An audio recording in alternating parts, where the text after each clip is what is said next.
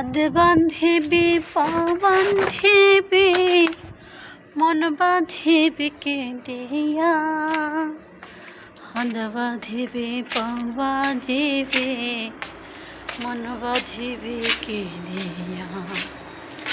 আসসালামু আলাইকুম।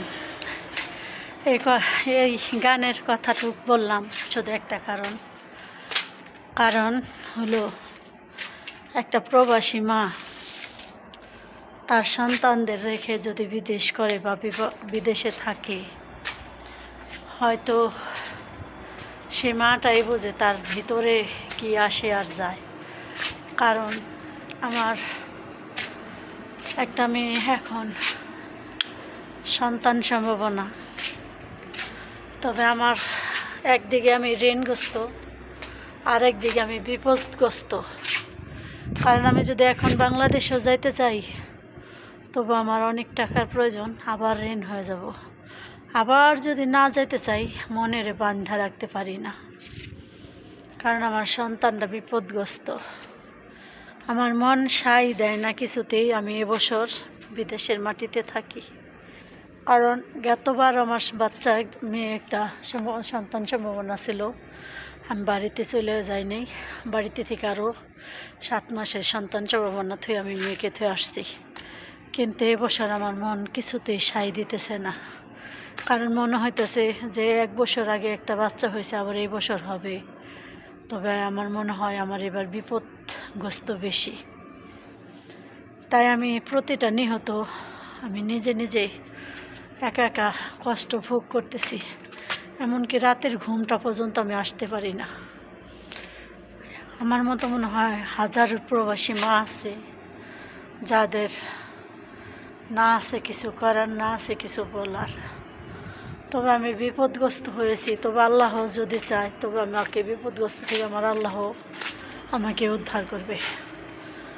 আমার আল্লাহর উপরে নিশ্চিন্তা ভরসা আছে যে আল্লাহ আমাকে সবসময় আমার সহায়তা আছে।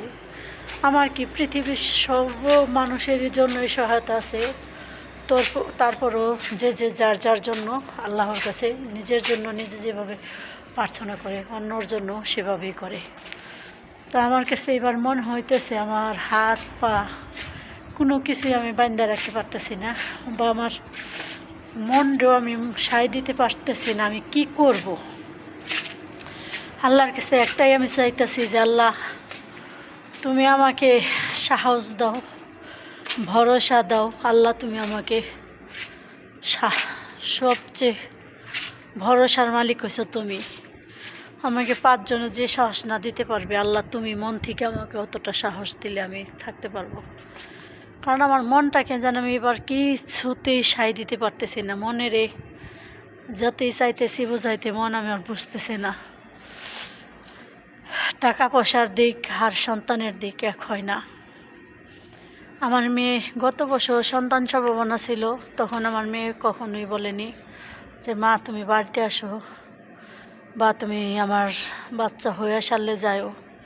কিন্তু এইবার আমার মেয়ে একই কথা বলতেছে, মা টাকা তো তুমি দুনিয়ার ঋণ তো আমাদের জন্যই হয়েছ, বা আমাদের জন্যই সব করেছো, এবার মা তুমি বাড়িতে আসো। আমার মন ভালো লাগে না। তা আমি বুঝতে পারতেছি না আমি কি করব।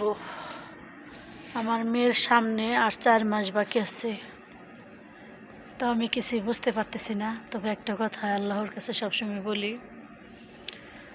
জীবনে কিছু করতে পারবো কি না তা জানি না, তবে আমি আমার সন্তানের ভালোবাসার থেকে বঞ্চিত হতে চাই না। তো একটা জিনিস আমি আপনাদের সাথে শেয়ার করলাম। আমি সুখ দুঃখ ভালো মন্দ সবটাই এই অনলাইনে জগৎটাই শেয়ার করি, কারণ আমার মনটা এবার যেন সায় দিতেছে না।